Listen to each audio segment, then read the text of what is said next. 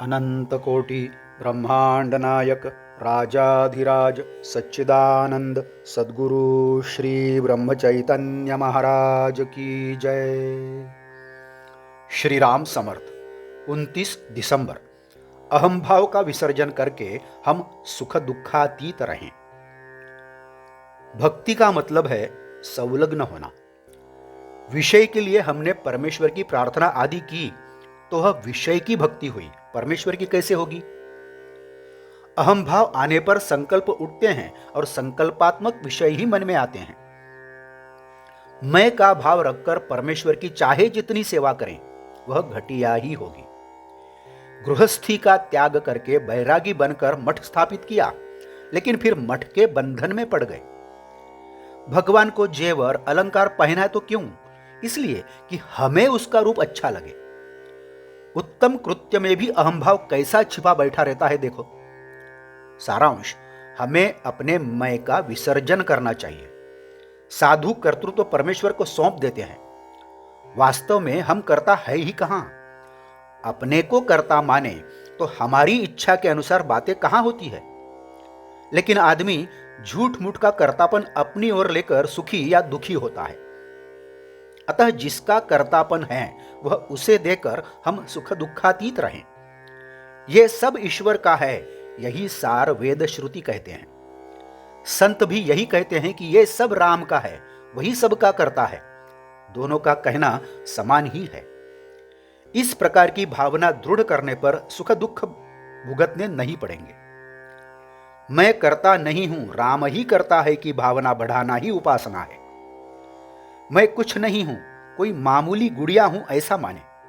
ऐसा कहें कि भगवान ही केवल मेरा है।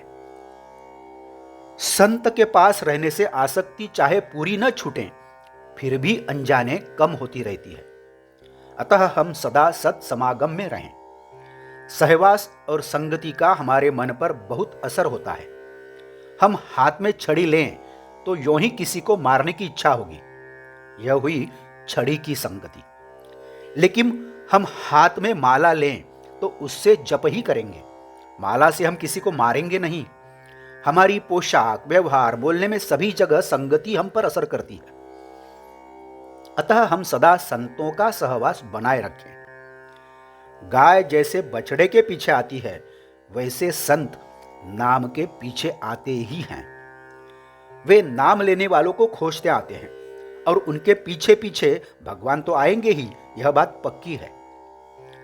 अस्पताल में गया रोगी जैसे डॉक्टर के अधीन हो जाता है, वैसे ही संत के घर पहुंचने पर हम उनके अधीन हो जाते हैं। अतः हम संत संगति में गए कि हमारा कर्तृत्व समाप्त हो जाता है, ऐसा मानना चाहिए।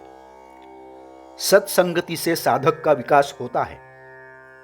संतों की पहचान के लिए अनुसंधान के सिवाय और कोई साधन नहीं है। संतों को भक्ति का नशा होता है, वे हमेशा नाम में ही रहते हैं।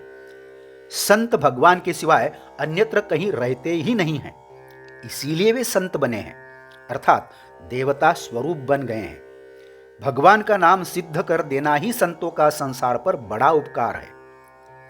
आज का बोध वचन, सब कुछ राम का है ऐसा मानने का मतलब है राम को सर्वस्व अर्पण करना। जानकी जीवन स्मरण जय जय राम। नमस्कार। मराठी और हिंदी में श्री महाराज की प्रवचनें आप हर रोज सुन रहे हैं, लेकिन आपसे विनती है कि कृपया चैनल को भेंट देकर प्लेलिस्ट देखिए। प्लेलिस्ट के जरिए आप कोई भी प्रवचन अपनी सुविधा के अनुसार सुन सकते हैं। मैं फिर से एक बार आपसे कहना चाहूँगा, यदि आपने अभी तक चैनल सब्सक्राइब नहीं किया है तो कृपया सब्सक्राइब करिए, लाइक करिए, शेयर करिए, कमेंट्स दें, बेल आइकन दबाना मत भूलिए। धन्यवाद। जय जय श्री राम।